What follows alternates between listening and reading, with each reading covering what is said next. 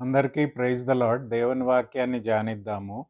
ఈరోజు నేను ధ్యానించబోయే అంశం ఏంటంటే, how to overcome the storms in life. అంటే మన జీవితంలో తుఫానులు అనే పరిస్థితులు మనకు ఏర్పడినప్పుడు వాటిల్ని ఎట్లా జయించాలి అనే అంశాన్ని ధ్యానించాలని నేను కోరుతున్నాను. మరి మానవులుగా మనము అనేక సార్లు అనేకమైన ఇబ్బందులకు గురి అవుతాము. పరిస్థితులు విషమయంగా ఉంటాయి. అంతేకాకుండా మన మన పరిస్థితిలో మనం సతమతం అవుతూ ఉంటాము. మరి అలాంటి తుఫాన్ లాంటి పరిస్థితులు వచ్చినప్పుడు వాటిని మనం ఎలా జయించాలో దేవుని వాక్యం ద్వారా ధ్యానించాలని నేను ఆశపడుతున్నాను. మరి యేసు ప్రభు శిష్యులకి కూడా అదే నేర్పించినట్టు మనం చూస్తున్నాము దేవుని వాక్యంలో. మరి యేసు ప్రభు ఈ లోకాన్ని విడిచిపెట్టి పరలోకానికి వెళ్ళాక శిష్యులు ఒంటరిగా ఉండకుండా ఆత్మ సహాయంను ఇవ్వడమే కాకుండా అనేకమైన శ్రమలను ఎదుర్కొన్నప్పుడు వాళ్ళు ఎలాగా వాటిని డీల్ చేయాలో అనే అంశాన్ని యేసు ప్రభు శిష్యులకు నేర్పిస్తూ ఈ యొక్క ఈ యొక్క మనము దృశ్యంలో చూడవచ్చు. మరి మత్తయి సువార్త 14వ అధ్యాయము 22-33 వచనాల్లో యేసు ప్రభు ఆ శిష్యులకు ఏ విధంగా ట్రైనింగ్ ఇస్తాడో మనం చూడగలుగుతాము. దయచేసి ఈ వాక్యాన్ని మనం ధ్యానిద్దాము. మత్తయి సువార్త 14వ అధ్యాయము 22-33 వచనాలు చూసుకుందాం. వెంటనే ఆ జనసమూహములు తాను పంపివేయినంతలో తన శిష్యులు దోణి ఎక్కి తనకంటే ముందుగా అద్దరికి వెళ్ళవలనని ఆయన వారిని బలవంతం చేసెను. ఆయన ఆ జనసమూహమును పంపివేసి ప్రార్థన చేయుటకు ఏకాంతముగా కొండ ఎక్కిపోయి సాయంకాలం అయినప్పుడు ఒంటరిగా ఉండెను. అప్పటికి ఆ దోణి దరికి దూరంగా నుండగా గాలి ఎదురైనందున అలల వలన కొట్టుకొనుబడుచుండెను. రాత్రి 4వ జామున ఆయన సముద్రము మీద నడుచుచు వారి యొద్దకు వచ్చెను. ఆయన సముద్రము మీద నడుచుచున్నట్లు శిష్యులు చూసి తొందరపడి భూతమని చెప్పుకొని భయం చేత కేకలు వేసిరి. వెంటనే యేసు ధైర్యం తెచ్చుకొనుడి, నేనే, భయపడకుడి అని వారికి చెప్పగా, పేతులు, ప్రభువా, నీవైతే నీళ్ల మీద నడిచి నీ యొద్దకు వచ్చుటకు నాకు సెలవిమ్మని ఆయనతో అనెను. ఆయన రమ్మనగా పేతులు దోణి దిగి యేసు నెదురుకు వెళ్ళుటకు నీళ్ల మీద నడిచెను గాని గాలిని చూసి భయపడి మునిగిపోసాగి, ప్రభువా, నన్ను రక్షించమని కేకలు వేసెను. వెంటనే యేసు చెయ్యి చాపి అతనిని పట్టుకొని, అల్పవిశ్వాసి, ఎందుకు సందేహపడితివి అని అతనితో చెప్పెను. వారు దోణి ఎక్కినప్పుడు గాలి అణిగెను. అంతటా దోణిలోనున్న వారు వచ్చి, నీవు నిజంగా దేవుని కుమారుడు అని చెప్పి ఆయనకు మొక్కిరి. మీరు ఇక్కడ మనం చూసినట్లయితే యేసు ప్రభు నీళ్ల మీద నడిచే ఒక దృశ్యాన్ని మనం చూస్తున్నాము. అంటే యేసు ప్రభు శిష్యులకి పాఠాన్ని నేర్పిస్తున్నాడు. ఏంటంటే, మనకి తుఫానులు మన పరిస్థితుల్ని మనం ఎదుర్కొన్నప్పుడు వాటిని మనం ఎలా జయించాలి అనే విషయాన్ని శిష్యులకి బోధించడానికి దేవుడు ఈ పరిస్థితిని ఆ శిష్యులకి కలుగజేశాడని దేవుని వాక్యంలో మనం చూస్తున్నాము. మరి ఐదు రొట్టెలు 2 చేపలు 5,000 మందికి ఆహారం పెట్టినప్పుడు అక్కడుండే జనసమూహం యేసు ప్రభుని బట్టి సంతోషించి ఆయనని రాజుగా చేయాలనుకున్నారు. కానీ యేసు ప్రభు దానికి అంగీకరించక ఆ యొక్క జనసమూహంని పంపివేసి శిష్యులని ఒక దోణి ఎక్కి అటువైపుకి, అంటే అటుతరానికి వెళ్ళమని వాళ్ళకి ఆజ్ఞాపించాడు. మరి అదే మనం చూస్తున్నాం కదా. తన శిష్యులు దోణి ఎక్కి తనకంటే ముందుగా అద్దరికి వెళ్ళవలనని ఆయన వారిని బలవంతం చేసెను. అంటే యేసుప్రభు చెప్పాడు, మీరు దోణి ఎక్కి మీరు అవతల వైపుకి వెళ్ళండి, నేను మీ దగ్గరికి వస్తాను అని చెప్పి వాళ్ళని పంపించినట్టు మనం చూస్తున్నాము. వారు శిష్యులు దోణి ఎక్కి వాళ్ళు ప్రయాణం ప్రారంభించారు. మరి కొంత దూరం వెళ్ళేసరికి గాలి ఎదురు గాలి తగలడము మరియు అలలు కొట్టుకుపోవడము జరగడంతోటి ఆ యొక్క దోణి ముందుకు వెళ్ళలేకపోయింది. మరి మధ్యదారిలోనే ఆగిపోయారు. అంటే కొంత దూరం వెళ్ళారు, మధ్యదారిలో ఆగిపోయారు. ముందుకు వెళ్ళడానికి మరి గొప్ప గాలి, మరి అంతే కాకుండా మరి అక్కడుండే వరదలు చూసి వాళ్ళు ముందుకు వెళ్ళడానికి అవకాశం లేకుండా పోయింది. యేసు ప్రభు ఏమో కొండ మీదకు వెళ్ళి ప్రార్థన చేసుకొని మళ్ళీ 4వ గంటలో అంటే ఎర్లీ మార్నింగ్ మరి రాత్రి 4వ జామున ఆయన సముద్రము మీద నడుచుచు వారి యొద్దకు వచ్చెను. మరి ఇక్కడ చూసినట్లయితే మరి శిష్యుల్ని దేవుడు ముందుకు వెళ్ళి దోణి ఎక్కి అవతల ఒడ్డుకు వెళ్ళమని చెప్పాడు కానీ వాళ్ళు వెళ్ళలేకుండా కొంత దూరం వెళ్ళేసరికి గాలి మరి అంతేకాకుండా అలల వలన చిక్కుకొని పోయి వాళ్ళ యొక్క పడవ ముందుకు వెళ్ళలేకపోయింది. మరి యేసు ప్రభు దాన్ని గమనించి ఆయన మరి వాళ్ళ గురించి చింతించి ఆయన వారి యొద్దకు రావడానికి ప్రయాణమై వస్తున్నాడు. మరి ఈ అంశంలో మనం నేర్చుకోవాల్సింది ఏంటంటే అనేక సార్లు మనము దేవునికి విధేయత చూపించడం వలన కూడా మన జీవితాల్లో తుఫాను లాంటి సమస్యలను ఎదుర్కోవాల్సి వస్తుంది. Often they come in obedience to Jesus. Yesu ప్రభు ఆ శిష్యులకు చెప్పాడు, మీరు దోణి ఎక్కి అవతల వైపుకు వెళ్ళండి. దేవుని వాక్యానికి విధేయత చూపించి వాళ్ళు దోణి ఎక్కి కొంత దూరం వెళ్ళేసరికి మరి గాలి అలలు కొట్టుకొని పోయి మరి తుఫాన్ లాంటి వాతావరణం ఏర్పడి వాళ్ళు ముందుకు వెళ్ళలేని పరిస్థితిలో నిస్సహాయ స్థితిలో మధ్యలో స్టక్అప్ అయినట్టు మనం చూస్తున్నాం. అయితే మరి కొన్నిసార్లు వాక్యానికి విధేయత చూపించడం ద్వారా కూడా మనము సమస్యలను, తుఫాను లాంటి సమస్యలను మనం ఎదుర్కోవాల్సి వస్తుంది.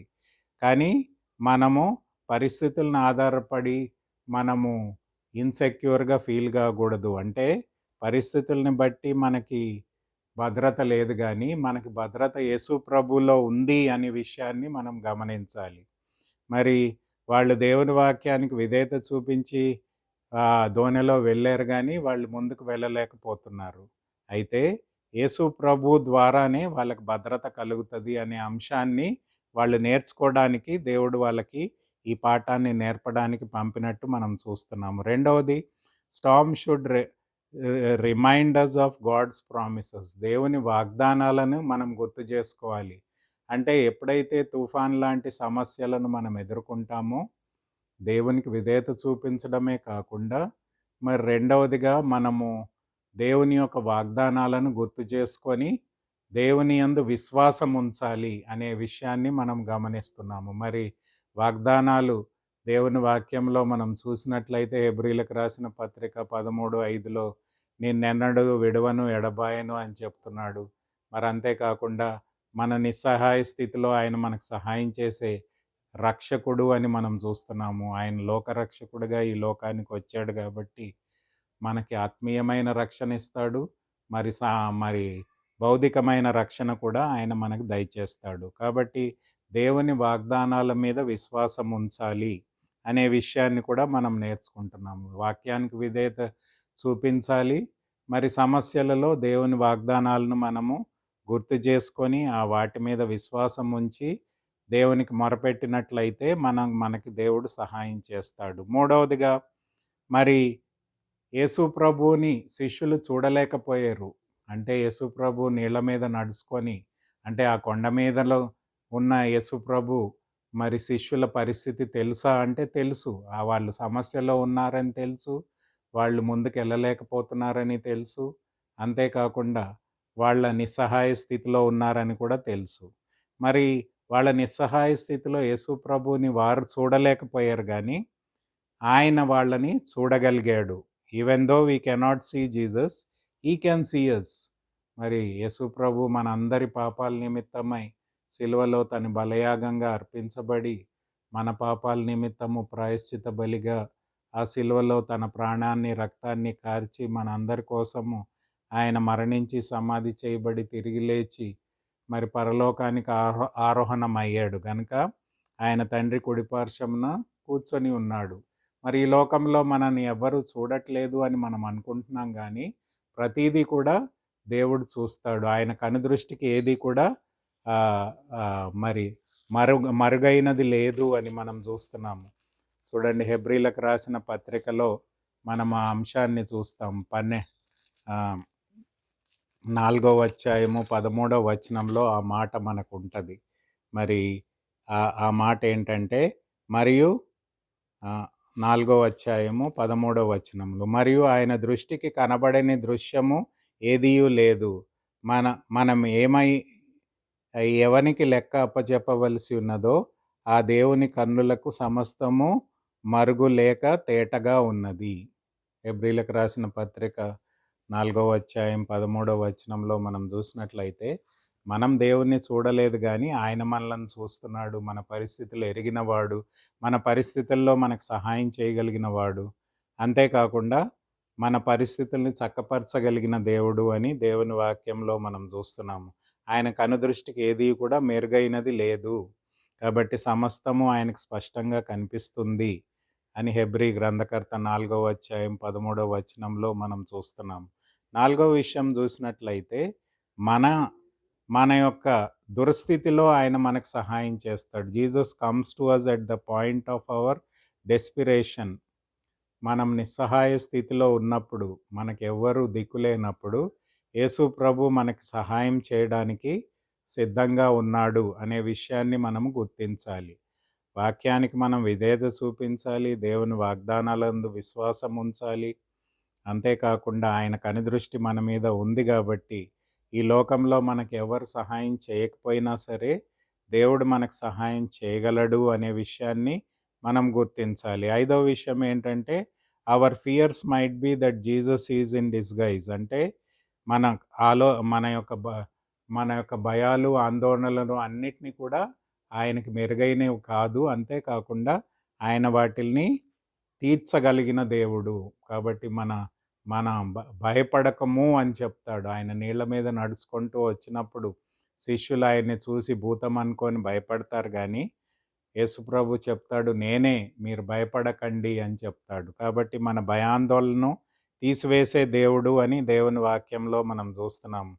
1 పేతురు 5వ అధ్యాయం 7వ వచనంలో కూడా ఏముందంటే, ఆయన మన గురించి చింతిస్తున్నాడు కాబట్టి మన చింత యావత్తు ఆయన మీద మోపాలి అని దేవుని వాక్యం. అంటే మన సమస్యలను మనం ఎదుర్కోవాలంటే యేసు ప్రభు వాక్యానికి విధేయత చూపించాలి, వాగ్దానాలను విశ్వాసంతో అంగీకరించాలి. మరి మన కనుదృష్టి ఆయన మీద ఉండాలి. మన యొక్క ఈ లోకంలో ఎవరు సహాయం చేయకపోయినా ఆయన మనకు సహాయం చేస్తాడు. అంతేకాకుండా మన యొక్క బాధలు, మన యొక్క భయాలు, ఆందోళనలు అన్నిటినీ కూడా ఆయనకు అప్పచెప్పినట్లయితే ఆయన వాటిని సరిదిద్దుతాడు అని దేవుని వాక్యం చెప్తుంది. అంతేకాకుండా నీళ్ళు వలన వాళ్ళు ఇబ్బంది ఎదుర్కొన్నారు. అంటే సీ మధ్యలో వాళ్ళ యొక్క దోణి మధ్యలో స్టకప్ అయింది. అంతేకాకుండా వాళ్ళు మునిగిపోవడానికి సిద్ధంగా ఉన్నారు. అంటే నీళ్లు వాళ్ళని ముంచేసి మరణానికి అప్పజెప్పే స్థితిలో వాళ్ళు ఉన్నారు. కాబట్టి యేసు ప్రభు ఆ సమయంలో నీళ్ల మీద నడుచుకొని వచ్చాడు అని వాక్యంలో మనం చూస్తున్నాం. అంటే అర్థం ఏంటంటే, ఆయన సమస్తానికి అధికారి అని మనం చూస్తున్నాము. ఆయన సముద్రము మీద నడుచుట శిష్యులు చూసి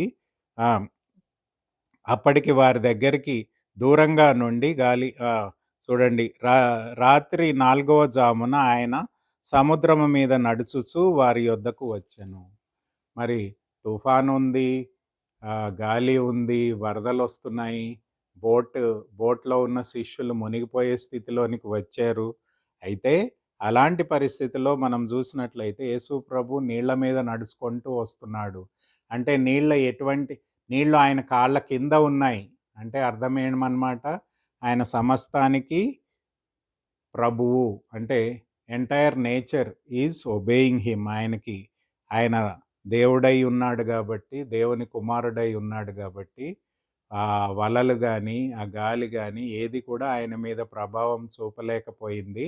ఆయన ఆ నీళ్ల మీద నడుచుకుంటూ శిష్యుల దగ్గరికి, ఆ దోణి దగ్గరికి వస్తున్నట్టు మనం చూస్తున్నాము. అంటే దేవుడు, he is the God of nature. Nature అంతయు కూడా ఆయన అధీనంలో ఉంది అనే విషయాన్ని మనం గమనిస్తున్నాం.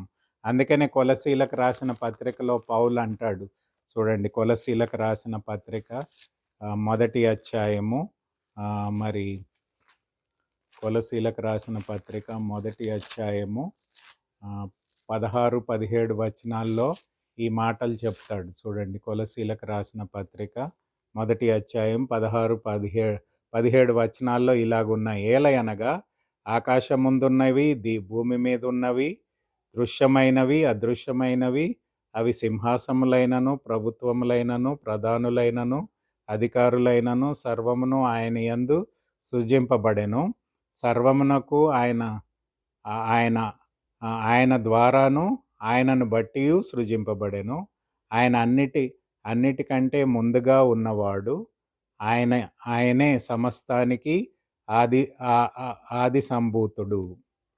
చూడండి, ఇక్కడ మనం చూసినట్లయితే పౌలు యేసు ప్రభు గురించి చెప్తూ సమస్తము ఆయన ద్వారా సృష్టింపబడినాయి, సమస్త అధికారాలు ఆయన కింద ఉన్నాయి, అంతేకాకుండా అన్నిటికీ ఆయన ఆది సంభూతుడు అని చెప్తున్నాడు. కాబట్టి నీళ్ల మీద నడుచుకొని వస్తున్నప్పుడు శిష్యులు ఆశ్చర్యపోయారు. అయ్యో భూతం అనుకున్నారు. కానీ యేసు ప్రభు గట్టిగా వాళ్ళతో అన్నాడు, భయపడకండి నేనే అని చెప్పాడు. ఎప్పుడైతే యేసు ప్రభు నీళ్ల మీద నడిచాడో, వాళ్ళ దగ్గరికి వస్తున్నాడో, ఆయన స్వరం విన్నారో, అప్పుడు వాళ్ళకి ధైర్యం కలిగింది. అప్పటిదాకా వాళ్ళు భయపడుతూ ఉన్నారు, మునిగిపోయే స్థితిలో ఉన్నారు, మరి పరిస్థితులు విషమయంగా ఉన్నాయి. అయినప్పటికీ దేవుడు వాక్యానికి వాళ్ళు విధేయత చూపించారు. మరి అంతేకాకుండా వాగ్దానాల మీద మనం విశ్వాసం ఉంచాలి, మరి దేవుని వైపు చూడాలి. అంతేకాకుండా మన ఆందోళనలను, మన బాధలను ఆయన తొలగించగలడు. మనకెవ్వరు కూడా సహాయం చేయకున్నా ఆయన సహాయం చేయగలడు. ఎప్పుడైతే ఆయన నీళ్ల మీద నడిచాడో, వాళ్ళు ఆయన స్వరాన్ని విన్నారో, వారు ధైర్యం తెచ్చుకున్నారు. ఎందుకంటే ఆయన సర్వాధికారి అయిన దేవుని కుమారుడు, సర్వశక్తిమంతుడు, సర్వోన్నతుడు. కాబట్టి ఆయన సమస్తముని సృష్టించిన దేవుడు, పరిపాలిస్తున్న దేవుడు గనుక ఆయనకు సమస్తము కూడా లోబడుతుంది. నీళ్లు, మరి గాలి, వాతావరణం అంతయు కూడా ఆయన ద్వారా సృష్టింపబడ్డాయి. కాబట్టి అవన్నీ కూడా ఆయనకి లోబడి ఉన్నాయి అని మనం గుర్తిస్తున్నాము. ఎప్పుడైతే ఆయన నీళ్ల మీద నడిచాడో, పేతులు యేసు ప్రభు స్వరాన్ని విని అంటాడు, దేవా నీవు నడిచినట్టు నేను కూడా నడవడానికి నాకు సహాయం చేయమని పేతులు కోరుకుంటాడు. వెంటనే యేసు ప్రభు అంటాడు, నువ్వు కూడా నడువు అని చెప్తే ఆయన దోణి నుంచి కిందకి దిగి అప్పటిదాకా మునిగిపోతున్న అని అనుకున్న శిష్యుడు ధైర్యం తెచ్చుకొని విశ్వాసాన్ని కలిగి నీళ్ల మీద దిగి నడవడం ప్రారంభించాడు. మరి కొంత దూరం యేసు వైపు చూసుకుంటూ నడిచాడు. కానీ కొంతసేపు అయ్యాక అలల వైపు చూశాడు, ఆ గాలి వైపు చూశాడు. మరి వెంటనే ఆయన పడిపోతూ మునిగిపోసాగాడు. అంటే దేవుని కనుదృష్టి యేసు ప్రభు మీద నుంచి ఆ నీళ్ల మీదకి ఎప్పుడైతే తన కనుదృష్టి మారిందో వెంటనే మునిగిపోవడం సాగాడు. అప్పుడు ఆయన గట్టిగా అరిచాడు, ప్రభువా నన్ను రక్షించు, లార్డ్ సేవ్ మీ అని గట్టిగా అరిసేసరికి యేసు ప్రభు వెళ్ళి ఆయన చేయి పట్టుకొని లేపాడు. లేపి ఏమంటాడంటే, అల్ప విశ్వాసము నీలో ఉంది, నీవెందుకు సందేహించినావు అని పేతుల్ని ఆయన గద్దించినట్టు మనం చూస్తున్నాం. అంటే దేవుని యందు విశ్వాసాన్ని కోల్పోయి ఈ పరిస్థితుల ప్రభావంలో ఆయన మునిగిపోసాగాడు. కాబట్టి తిరిగి యేసు ప్రభు వచ్చి ఆయన చేయి పట్టుకొని లేపాడు. అంతేకాకుండా ఆయన విశ్వాసాన్ని బలపరిచాడు. కాబట్టి దేవుని వైపు మన కనుదృష్టి ఉండాలి. ఆయన మీద సంపూర్ణ విశ్వాసము, విధేయతను కలిగి జీవించాలి. ఆయన మీద ఆధారపడాలి. ఆయన శక్తిని ఆశ్రయించాలి. ఆయనకు మొరపెట్టాలి. దేవా లార్డ్ సేవ్ మీ అన్నప్పుడు ఆయన చేయి పట్టుకొని పేతుల్ని లేపినట్టు మనం చూస్తున్నాము. మరి ఈ సంఘటనలో మనం చూసినట్లయితే శిష్యులని పరిస్థితులు, అంటే యేసుప్రభు వెళ్ళిపోయాక దేవుని యొక్క ఆత్మ వారి మీదకి వచ్చింది. అపోస్తల కార్యము 2వ అధ్యాయంలో 3, 4 వచనాల్లో వాళ్ళు పరిశుద్ధాత్మతో నింపబడ్డారు. సంఘం స్థాపించబడ్డది. అప్పుడు అనేకమైన శ్రమలను ఎదుర్కోవాల్సి వస్తుంది. కాబట్టి ఆ శ్రమలలో కూడా వాళ్ళ విశ్వాసం స్థిరంగా ఉండాలి. వాళ్ళు దేవుని శక్తి మీద ఆశ్రయించాలి. అంతేకాకుండా వాళ్ళు ముందుకు వెళ్ళాలి అనే ఉద్దేశంతో యేసుప్రభు ఈ పాఠాన్ని వారికి నేర్పించినట్టు మనం చూస్తున్నాం. అయితే ఇందులో మనం 5 విషయాలు నేర్చుకోవచ్చు. మొట్టమొదటిగా మనం చూసినట్లయితే storms of correction and storms of perfection. అంటే కొన్నిసార్లు పరిస్థితులను బట్టి మనని దేవుడు సరిజేస్తాడు. యోనా జీవితంలో మనం చూసినట్లయితే దేవుడు నినివే పట్టణానికి వెళ్ళమని చెప్తే ఆయన తార్సిస్ పట్టణానికి ప్రయాణమై వెళ్తాడు. అప్పుడు పెద్ద స్టార్మ్ వచ్చి వారు అందరూ లోపల వాళ్ళందరూ ఆశ్చర్యపోతే అప్పుడు యోనా చెప్తాడు, నేను చేసే తప్పుని బట్టే ఈ యొక్క తుఫాన్ వచ్చింది అని వాళ్ళకి చెప్తాడు. మరి కొన్నిసార్లు మనని సరిచేయడానికి దేవుడు తుఫాన్లు పంపుతాడు. కానీ ఇక్కడ మనం చూసినట్లయితే స్టార్మ్ ఆఫ్ పర్ఫెక్షన్ అంటే మన తుఫాన్ల పరిస్థితుల ద్వారా దేవుడు మనల్ని పరిపూర్ణులుగా అంటే ఆత్మీయమైన అభివృద్ధిలోనికి ఆయన స్వారూప్యంలోనికి మార్చడానికి ఈ పరిస్థితులను తీసుకొస్తాడు అని మనం చూస్తున్నాం. రెండవదిగా చర్చ్ అండ్ లార్డ్ టుడే మరి శిష్యుల ద్వారా దేవుడు తన సంఘాన్ని స్థాపించాడు. మరి ఆ సంఘానికి యేసు ప్రభు శిరస్సై ఉన్నాడు. కాబట్టి మరి ఈ లోకంలో ఉండే శిష్యులంగా సంఘంలో ఉండే మనము అనేకమైన స్టార్మ్స్‌కి గురి అవుతున్నాము. అంటే అనేకమైన తుఫాన్ల యొక్క పరిస్థితులకు గురి అవుతున్నాము. కానీ మనకి శిరస్సైన దేవుడు యేసు ప్రభు పరలోకంలో మనందరి కోసము విజ్ఞాపన ప్రార్థన చేస్తున్నాడు గనుక మనని ఆ యొక్క తుఫాన్లోంచి తప్పించి మనలను భద్రపరిచి కాపాడి మన భయాందోళన తీసివేసి మనకి సంపూర్ణమైన విజయాన్ని దయచేయగలడు గనుక ఆయన మన కొరకు నిరంతరము విజ్ఞాపన ప్రార్థన చేస్తున్నాడు అని రోమిల్కి రాసిన గ్రంథం 8:34 అలాగే హీబ్రూ 7వ అధ్యాయం 24, 25 వచనాల్లో మనం చూస్తున్నాము. కాబట్టి సంఘానికి శిరస్సైన యేసు ప్రభు మన యొక్క తుఫానుల పరిస్థితుల నుంచి మనలను తప్పించి భద్రపరిచి ఆశీర్వదించి మనలను వాటిని జయించడానికి ఆయన మనకు సహాయం చేస్తాడు. అంతేకాకుండా నిరంతరం మన కోసం విజ్ఞాపన ప్రార్థన చేస్తున్నాడు అని దేవుని వాక్యం మనకు బోధిస్తుంది. మూడవదిగా ఈ comes to us at the right time. మనకి అవసరమైన సమయంలో చూడండి శిష్యులు ఆ ఆ యొక్క బోట్‌లో వాళ్ళు ముందుకు వెళ్ళలేకపోతున్నారు. మరి ఆళ్ళు దరికి వెళ్ళలేని పరిస్థితిలో మధ్యలో స్టకప్ అయ్యారు. అంటే వాళ్ళ దోణి ముందుకు వెళ్ళట్లేదు, వెనకకు రాట్లేదు. మధ్యలో వాళ్ళు గురి లేని వారుగా ఉన్నారు. అయితే అలాంటి భయంకరమైన విషమైన పరిస్థితి ఉన్నప్పుడు యేసు ప్రభు వాళ్ళ దగ్గరికి నడిచి వచ్చి వాళ్ళ దోణి ఎక్కి వాళ్ళతో పాటు ఆ యొక్క దరికి అంటే వారి యొక్క డిజైర్డ్ ప్లేస్‌కి నడిపించినట్టు మనం చూస్తున్నాం. కాబట్టి యేసు ప్రభు నీళ్ళ మీద నడవడమే కాకుండా పేతుల యొక్క విశ్వాసాన్ని బలపరచడమే కాకుండా పేతులు యేసు ప్రభు మిగతా శిష్యులు ఆ దోణి ఎక్కి ఎప్పుడైతే యేసు ప్రభు ఆ దోణి ఎక్కాడో వెంటనే అక్కడుండే విషమైన పరిస్థితులన్నీ కూడా చక్కపరచబడ్డాయి. సమాధానం కలిగింది. ఆ యొక్క గాలి తుఫాన్ అంతా కూడా ఆగిపోయింది. వెంటనే వారు వాళ్ళ యొక్క గమ్యస్థానానికి చేరగలిగారు. అంటే దేవుడు వాళ్ళకి సహాయం చేశాడు. యేసు ప్రభు ఆ దోణి ఎక్కగానే ఆ వలలు అన్నీ కూడా శాంతించినట్టు వారు గమ్యస్థానానికి వెళ్ళినట్టు మనం చూస్తున్నాము. కాబట్టి మన యొక్క ఆధారము యేసు ప్రభు మీద ఉండాలి. ఆయనే మనకి రాజు, ఆయనే మన ప్రభువు. అంతేకాకుండా ఆయన శక్తిని మనం ఆశ్రయించాలి. ఆయన నడిపింపు ద్వారా విజయాన్ని పొందాలి. అందుకనే యెషయా గ్రంథం 43వ అధ్యాయం 2వ వచనంలో ఇలా రాయబడి ఉంది. నీవు జలములలో బడి దాటునప్పుడు నేను నీకు తోడై ఉందును. నదులలో బడి వెళ్ళునప్పుడు అవి నీ మీదకి పొర్లి పారవు. నీవు అగ్ని మధ్యన నడిచినప్పుడు కాలిపోవు జ్వాలలు నిన్ను కాల్చవు. కాబట్టి ఇవన్నీ కూడా యేసుప్రభు వాగ్దానం చేస్తున్నాడు ఏంటంటే ఎప్పుడైతే నేను నీకు తోడై ఉంటానో నీళ్ళలో మునిగిపోవు, అగ్నిలో కాలిపోవు, అన్ని పరిస్థితుల్లో నిన్ను కాపాడి భద్రపరిచి నీ గమ్యస్థానానికి నేను నడిపించగలను అని యేసుప్రభు వాగ్దానం చేస్తున్నాడు. కాబట్టి శిష్యుల దోణిలో ఎక్కగానే సముద్రం అంతయు కూడా సమాధానంతో ఆ గాలి వరదలు అన్నీ కూడా కొట్టుకుపోయినాయి. అంతేకాకుండా ఆ యొక్క తుఫాను ఆగిపోయింది. మరంతేకాకుండా ఆ యొక్క నీళ్లు కూడా స్టిల్‌గా అంటే సమాధానంగా పరచబడ్డాయి. వెంటనే యేసు ప్రభు వాళ్ళతో కలిసి గమ్యస్థానానికి వెళ్ళినట్టు మనం చూస్తున్నాం. యేసు ప్రభు ద్వారా వాళ్ళకుండే ఆ యొక్క తుఫాను లాంటి పరిస్థితుల్ని జయకరంగా జయించినట్టు మనం చూస్తున్నాం. అంతేకాకుండా నాలుగవదిగా మన విశ్వాసాన్ని కూడా బలపరుస్తది. ఎప్పుడైతే పేతులు నీళ్ళ మీద నడవడం ప్రారంభించాడో, యేసు ప్రభు వైపు చూసినంత సేపు ఆయన ధైర్యంగా ముందుకు నడిచాడు. కానీ ఎప్పుడైతే నీళ్ళ వైపు చూసాడో, ఆ వరదల వైపు చూసాడో, లేకపోతే ఆ అలల వైపు చూసాడో మునిగిపోసాగాడు.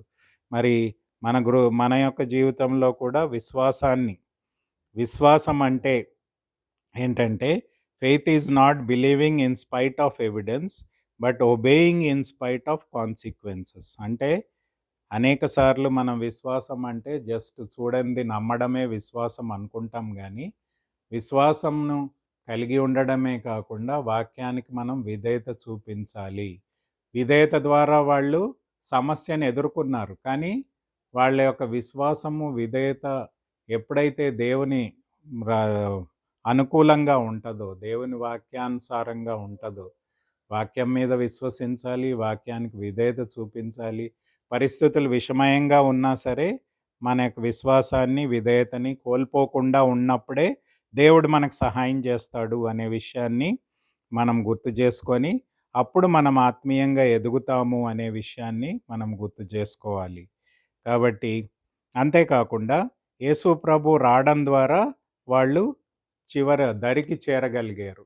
యేసు when Jesus came we see he will see me through. అంటే మనము ఆయనను కలిగి ఉన్నప్పుడు ఎప్పుడైతే యేసు ప్రభు దోణి ఎక్కాడో వెంటనే వాళ్ళు ఆ యొక్క అవతల వైపుకి అంటే గమ్యస్థానానికి చేరుకున్నారు అని మనం చూస్తున్నాము. కాబట్టి యేసు ప్రభువుని కలిగి ఉండడం ద్వారా మనం విజయాన్ని పొందుతాము అనే విషయాన్ని మనం ఇక్కడ చూస్తున్నాము. హెబ్రీలకు రాసిన పత్రిక 12వ అధ్యాయం 2వ వచనంలో కూడా ఈ మాటను మనం చూస్తాం.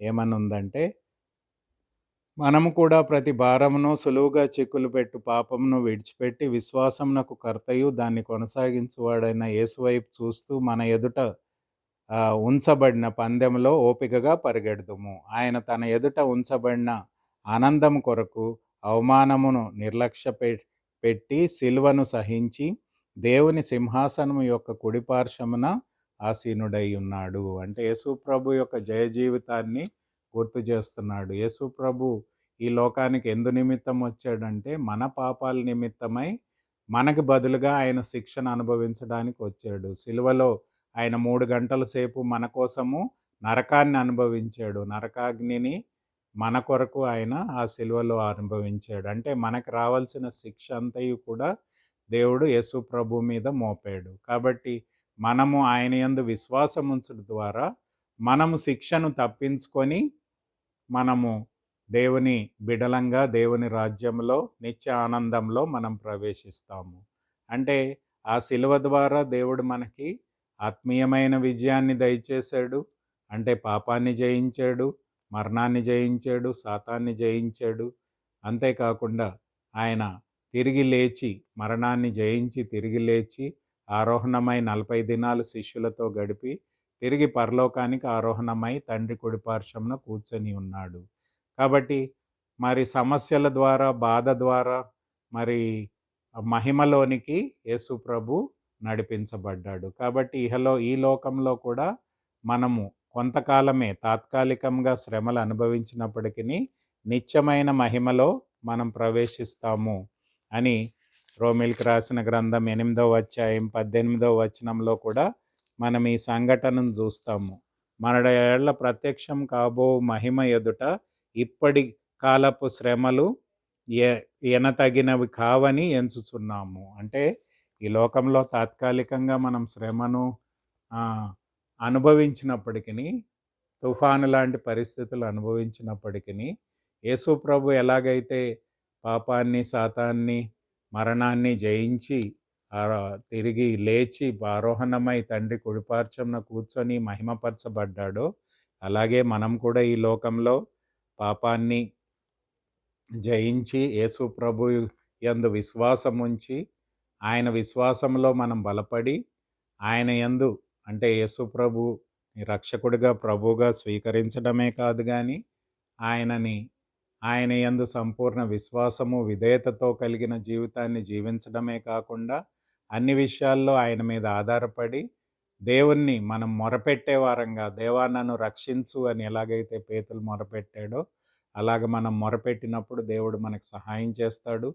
తగిన కాలంలో ఆహ్, మనకి విజయాన్ని దయచేయడమే కాకుండా, మనని నిత్య రాజ్యంలోనికి నడిపిస్తాడు. కాబట్టి మనం దేవుని యందు విశ్వాసము, విధేయత కలిగి జీవించాలి. ఆయన మీద ఆధారపడాలి.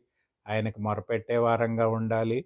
ఆయన శక్తి ద్వారా ఈ లోకంలో ఉండే సమస్యలను మనం జయించినప్పుడు నిత్యమైన దేవుని మహిమలో మనం ప్రవేశిస్తాము అనే విషయాన్ని మనం చూస్తున్నాం. ఎప్పుడైతే యేసు ప్రభు నీళ్ళ మీద నడిచి వారి యొక్క దోణిలో ప్రవేశించి వారు గమ్యస్థానానికి వెళ్ళారో, శిష్యులు గుర్తించిందేంటంటే, ఈయన నిజంగా దేవుని కుమారుడు అని గుర్తించి, ఆయనని ఆరాధించారు. కాబట్టి యేసు ప్రభువుని మనం రక్షకుడిగా, ప్రభువుగా కలిగి ఉండడమే కాకుండా, ఆయన మీద సంపూర్ణ విశ్వాసాన్ని, ఆయన వాక్యానికి విధేయత చూపించడమే కాకుండా, ప్రతి విషయంలో ఆయన మీద ఆధారపడి, తుఫాన్ లాంటి సమస్యలను మనము ఎదుర్కొన్నా సరే, వాటిని మనం జయించడానికి దేవుడు సహాయం చేస్తాడు, శక్తిని అనుగ్రహిస్తాడు. అంతేకాకుండా ఆయనని మనం ఆరాధించే వ్యక్తులంగా ఉండాలి. స్తుతించి ఆరాధించే వ్యక్తులంగా ఉన్నప్పుడు, దేవుడు మనని తన ఈ లోకంలో ఉండే సమస్యలను మనం జయించడానికి,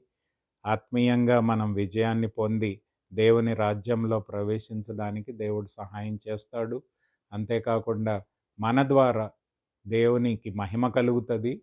అంతేకాకుండా మన జీవితం ద్వారా అనేకులకి మనము దేవుని గురించిన సాక్ష్యము ఇవ్వగలుగుతాము అని దేవుని వాక్యం చెప్తుంది. కాబట్టి దేవుని విశ్వాసంతో యేసు ప్రభువుని రక్షకుడిగా, ప్రభువుగా అంగీకరించి, ఆయన యందు విశ్వాసముంచి, ఆయన వాగ్దానాలను నమ్మి, అన్ని విషయాల్లో మన భయాందోళన అన్నిటిని ఆయనకు సమర్పించి, ఆయన యొక్క శక్తి ద్వారా ఆయన వైపు మనం చూస్తూ, ఈ లోకంలో ఉండే సమస్యలను మనము జయించగలుగుతాము. ఆయనని ఎల్లప్పుడూ మనం స్తుతించి ఆరాధిస్తూ, ఆయనలో మనం అభివృద్ధి పొందుతూ, ఆయన కొరకు మనం జీవించినప్పుడు దేవుడు మన జీవితం ద్వారా తన నిత్య ప్రణాళికను ఈ లోకంలో నెరవేరుస్తాడు. కాబట్టి మన సమస్యలనన్నిటిని కూడా ఆయన చక్కబెట్టగలిగిన దేవుడు, జయ జీవితాన్ని అనుగ్రహించే దేవుడు గాబట్టి, ఆయనను మనము విశ్వాసము, విధేయత, మరి సమర్పణతో కలిగి ఆయనని ఎల్లప్పుడూ వెంబడించే వారంగా ఉండి, ఆయనను స్తుతించి ఆరాధించే వ్యక్తులంగా ఉన్నప్పుడు, దేవుడు మన యొక్క తుఫాను పరిస్థితులని అన్నిటిని కూడా వాటిల్లో మనకు విజయాన్ని దయచేసి, మన జీవితం ద్వారా అనేకులకి ఆయనకు మహిమ కలుగుతది. అనేకులకి ఆశీర్వాదకరంగా దేవుడు మారుస్తాడు. కాబట్టి ఆయన మీద మనము మన కాడి అంతయు కూడా ఆయన మీద మోపి, ఆయన శక్తి ద్వారా మనం ఈ లోకంలో జయ జీవితాన్ని జీవించి, దేవుని నామానికి మహిమ తేవాలి అని దేవుని వాక్యం సెలవిస్తుంది గనక, అలాంటి జీవితాన్ని మనం కలిగి ఉన్నప్పుడు, దేవుడు మన ద్వారా తన నిత్య ప్రణాళికను నెరవేర్చి, దేవుని నామానికి మహిమ కలుగుతది. దేవుడు ఈ వాక్యాన్ని దీవించునుగాక. ఆమేన్.